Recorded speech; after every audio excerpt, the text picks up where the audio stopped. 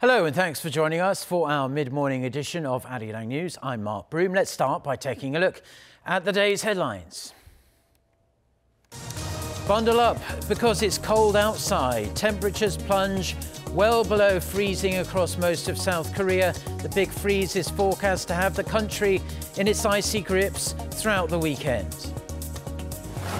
Finally headed for a vote, South Korea's National Assembly is due to vote on the government's budget for 2019 after the rival parties agreed to slash a few $1 billion off the total spending.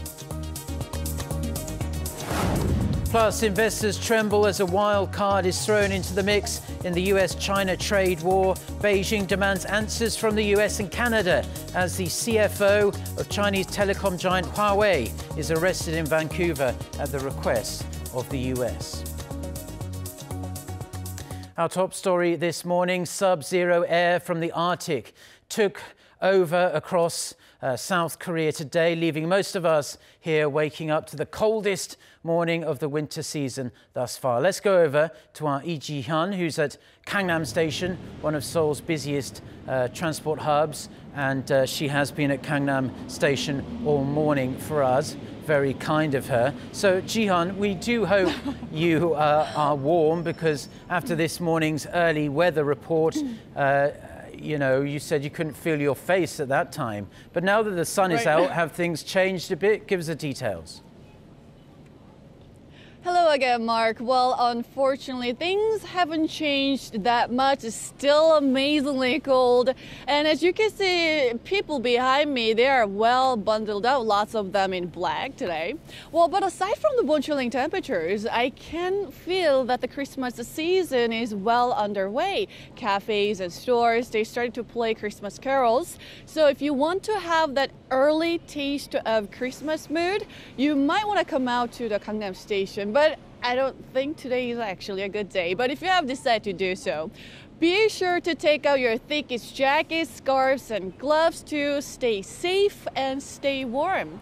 Cold wave advisories have been reissued for the central parts of the country. Morning lows in most parts this morning dropped down to below or near minus 10 degrees Celsius. Still, the mercury points at about minus 8 degrees Celsius here in the capital.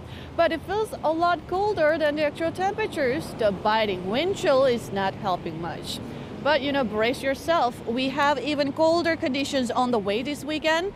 Lows plunging to minus 11 degrees Celsius here in the capital. But at least it's going to be weekend, so most of us can sleep in. Wait until early next week to see temperatures rebounding to positive side.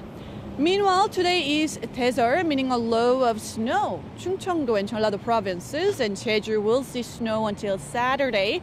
West coast of Jeollabuk-do province will see heavy snow of up to 10 centimeters into Sunday, so be extra careful there. Meanwhile, the rest of the country will be under mostly sunny skies. Now, expect to have a sub-freezing temperatures all day today. Seoul at minus 4 degrees. That's even lower than yesterday's morning lows. Busan and Jeju will also notice a big drop in temperatures this afternoon. You know, you need to remember your pets and your plants need extra care on a cold day like today. And again, be sure to bundle up to stay warm and to avoid any cold-related diseases. That's all for now. Stay warm, everyone. Well, thank you very much to our very hard-working Lee Ji-hyun for that weather report. She's been out there in the cold for us all morning, so great job, Ji-hyun. Now, in other news, South Korea's National Assembly will hold a session to vote today on the 2019 budget plan. The ruling Democratic Party and the main opposition Liberty Korea Party, they reached an agreement on Thursday to settle the revised version of the spending bill as well as to cut the budget in areas of contention. However, the deal was criticised by minor opposition parties as it did not include their demand to overhaul how elections are conducted. It's unclear whether the minor parties will take part, as they have entered a sit-in demonstration with some party chairs even on hunger strike. But even without them, the ruling and main opposition parties together have enough votes to pass the budget. However, it's unclear when the vote will exactly take place, given that details still need to be ironed out. Marking South Korea's 55th annual Trade Day, President Jaein is attending an event in southern Seoul this morning. He's there to thank those in the field of commerce for their hard work in making South Korea one of the world's leading trading nations. With representatives of the small and mid-sized firms also in attendance, the president is set to call for society, workers, businesses and the government to pull together to form a more inclusive nation. We'll have more on what the president has to say during our noon newscast. For the first time since its establishment, a South Korean official has been elected to lead the executive board of 3 UN agencies. The South Korean ambassador actually has already taken office. He did so on Thursday. Park Hee-jun with the details. South Korea's ambassador to the United Nations, Cho Tae-yeol, has been elected president of the executive board of the UN Development Program, the UN Population Fund, and the UN Office for Project Services. Cho was inaugurated in New York on Thursday as the head of the executive board of the 3 UN bodies for 2019.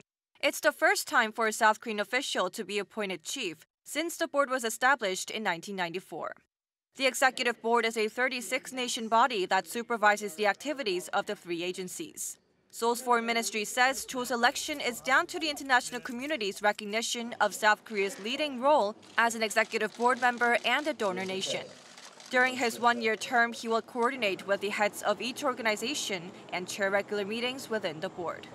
With Cho taking the post, the foreign ministry anticipates South Korea will broaden the scope of its diplomacy at the UN and strengthen its leadership on the international stage. South Korea is also expected to act as a mediator between donor and recipient countries, with its experience of having advanced from a beneficiary country to a donor country. Park Hee-jun, Arirang News. South Korean Foreign Minister Kang Kyung-hwa has been holding talks with US Secretary of State Mike Pompeo on their joint efforts to denuclearize North Korea. According to Seoul's foreign ministry, Kang and Pompeo met in Washington on Thursday after attending former US President George H.W. Bush's funeral. The diplomats reaffirmed their country's ironclad alliance and agreed to continue close cooperation to achieve the final, fully verified denuclearization of the Korean Peninsula. They also continued negotiations on sharing the cost of stationing American troops here in Korea. The meeting comes 2 months after their previous one in October, when Pompeo visited Seoul right after his 4th trip to North Korea. Still radio silence from Pyongyang on a big visit that was promised, this according to Seoul's presidential office. In a text message to pool reporters on Friday, a Blue House official said it has not yet received a message in regards to the reciprocal visit to South Korea by North Korean leader Kim Jong-un. Speculation over that visit had been brewing as President Moon, during his overseas trip, said the possibility of Kim visiting Seoul by the year's end is still open. President Moon added that whether or not Kim visits the South before the year's end is completely Kim's decision. Turning now to the latest cooperation between the militaries of the 2 Koreas, South and North Korea have agreed to conduct a joint inspection of sites along the demilitarized zone, the DMZ, where more than 10 guard posts on either side have been demolished in recent weeks. Our Defense Ministry correspondent Park Ji-won reports. South Korea's defense ministry announced Thursday that the militaries of South and North Korea have agreed to conduct a 1-day joint inspection to verify the removal of guard posts on both sides of the DMZ. The inspection is set for next Wednesday. Last month, the 2 Koreas removed firearms and troops from 11 guard posts on each side and then demolished the structures using explosives and bulldozers. But they decided in the process to leave one standing on each side for historic and symbolic reasons. Those 2 are subject to the inspection to verify the removal of weapons. Seoul's defense ministry says both sides will send teams of 7 members to each of the guard posts, led by an active duty officer of colonel-level rank and including 2 photographers. The South Koreans will visit the North Korean guard post on Wednesday morning, and the North Koreans will visit the South Korean guard post in the afternoon. The ministry also says the two Koreas will build cross-border footpaths between the pairs of guard posts, which face each other, for the inspectors to use on the day. The new path will be used by active duty soldiers from both sides as they verify the complete demolition of these frontline guard posts. We hope the path takes us to a new era, to a DMZ that's no longer a symbol of division, confrontation, and conflict, but a zone of peace. The South Korean military will continue to maintain a firm defensive posture and to supporting the peace process militarily. The Defense Ministry said verification process shows the two Koreas' mutual trust, built on September's inter-Korean military agreement, in which they agreed to stop all hostile acts against each other. For security reasons, the Defense Ministry does not officially reveal the exact number of all guard posts in the DMZ, but it's believed that the South has about 60 and the North about 160. A military source says the ultimate goal of both Koreas is to remove all of them in the near future. Park Ji-won, Arirang News.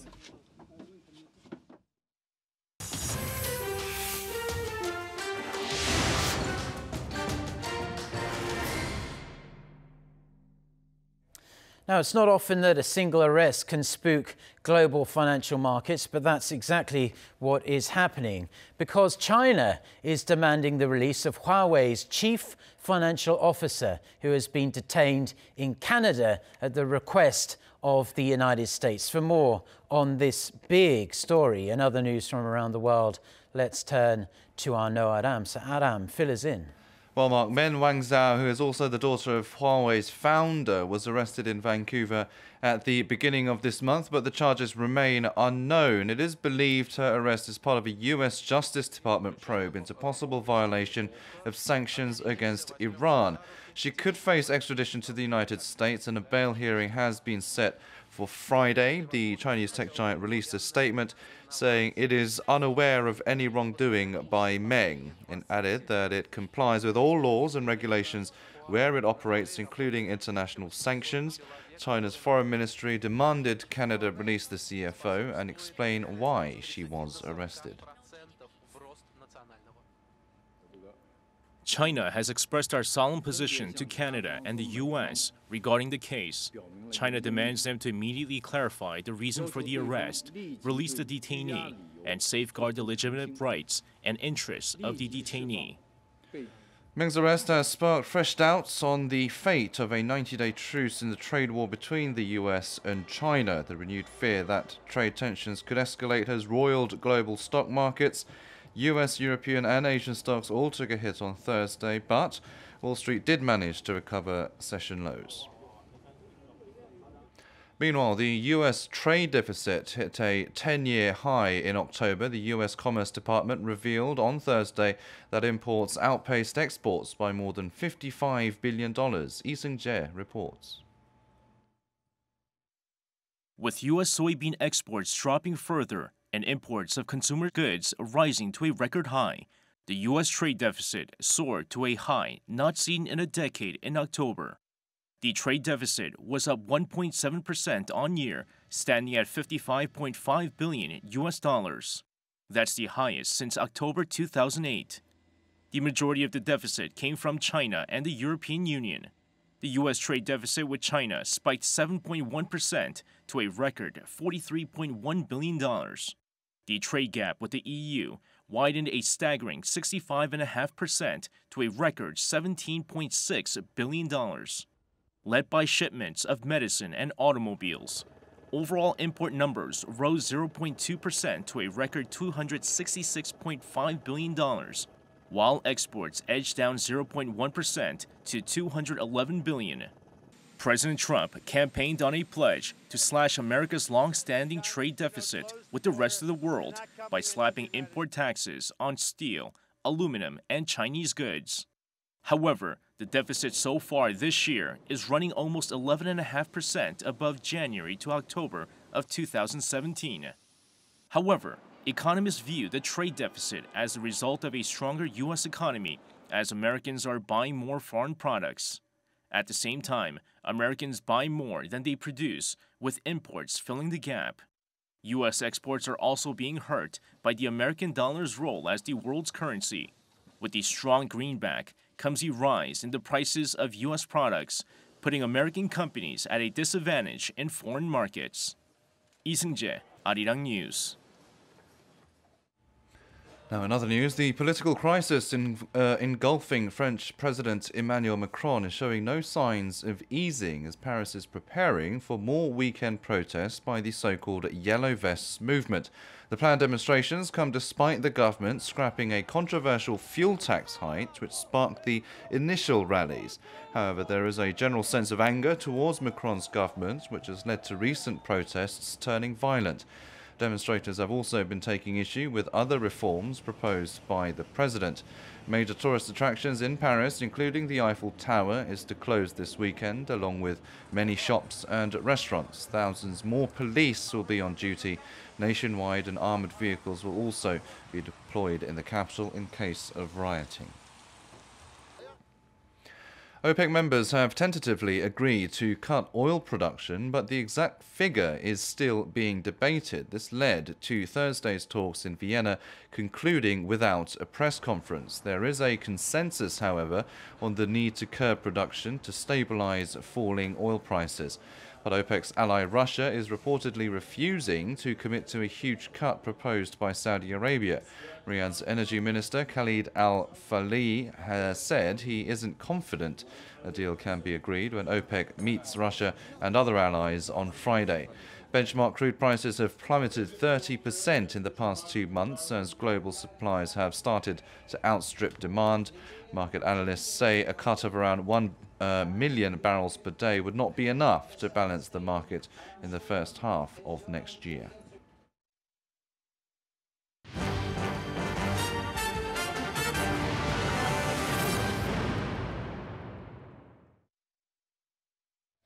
Thank you as always to Arnaud Adam for the world news there. Now, the prosecution's request for arrest warrants against 2 former Supreme Court Chief Justices has been dismissed by a local court. The Seoul Central District Court's decision means Go Young-han and Park Byung-dae were free to leave the detention centre they were in the early hours of this morning. With the hearings for the 2 retired justices taking place separately on Thursday, the court found no reason for their arrest and they were let go just past midnight. The 2 are suspected of interfering in politically sensitive trials, including the compensation suit for Korean forced labour victims against Japanese companies.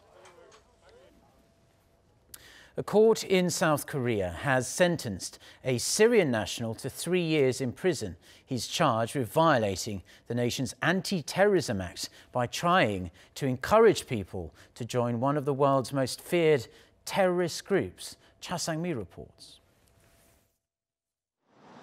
A Syrian national has been sentenced to 3 years in prison for inviting people to join a terrorist group.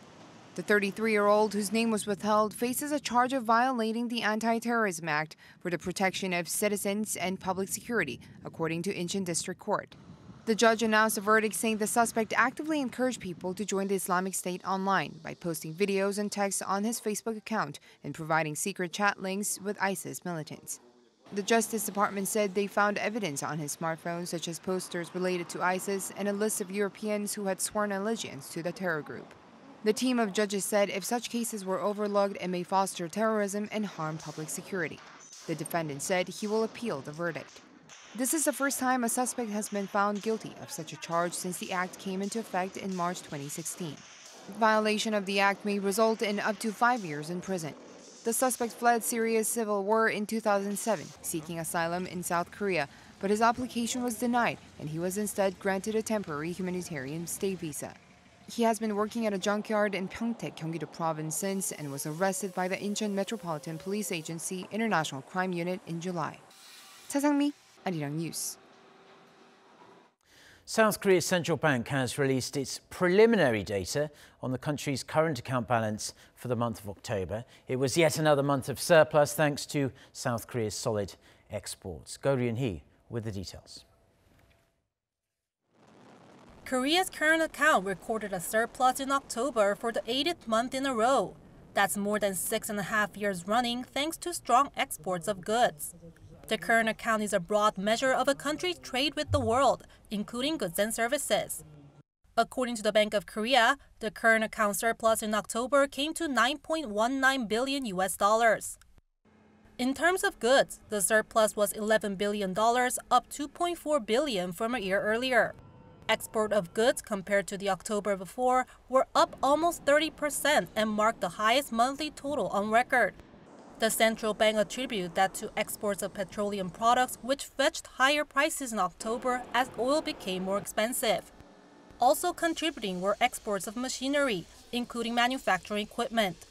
The BoK said those shipments increased because of strength in the global manufacturing industry.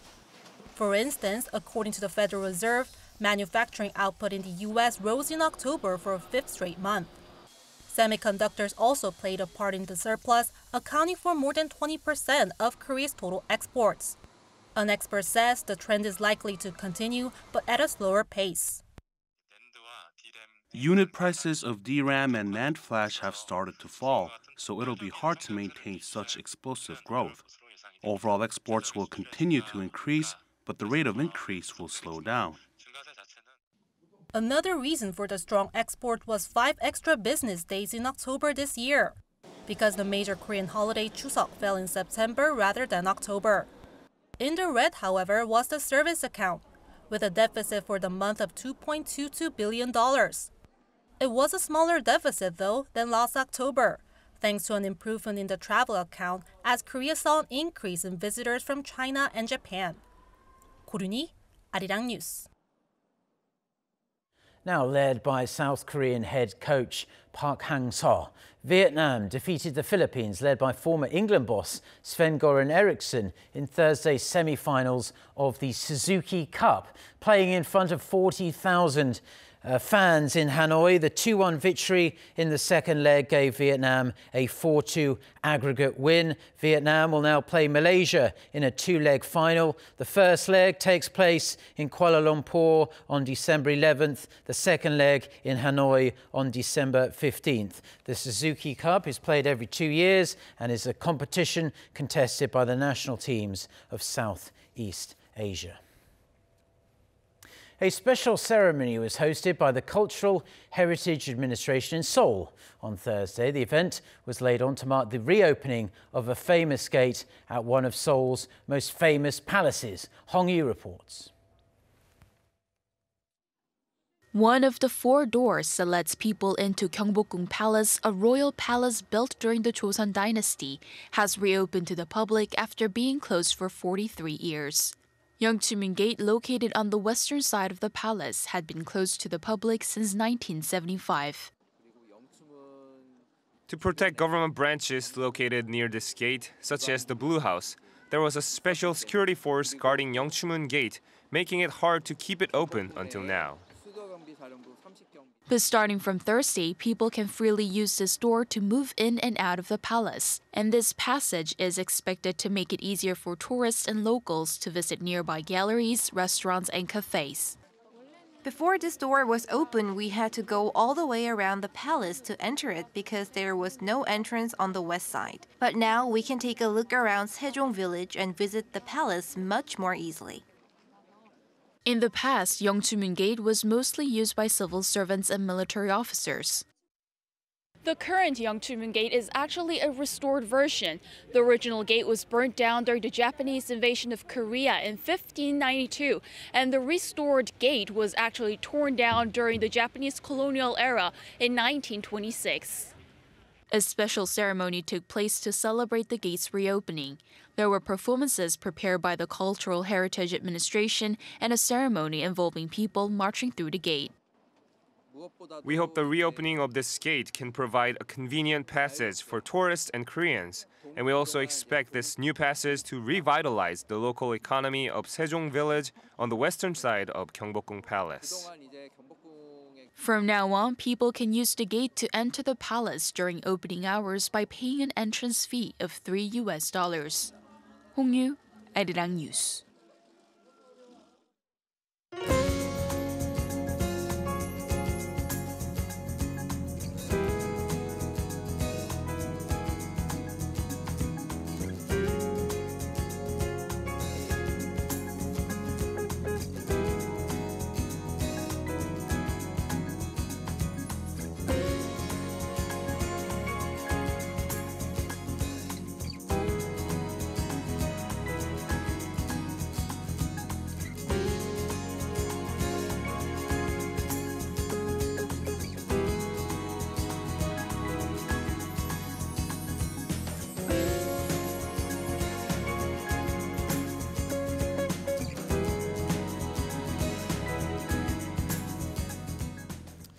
Well, that's all we have for now on this Friday morning here in Seoul. If you're watching us in Korea, do stay as warm as you possibly can. It's very, very cold outside today. Stay tuned to Arirang TV if you want to stay home. And we'll have our next newscast at noon Korea time with our very own Lee Ji-yoon. But if we don't see you, have a wonderful and hopefully warm weekend. Until next time, goodbye.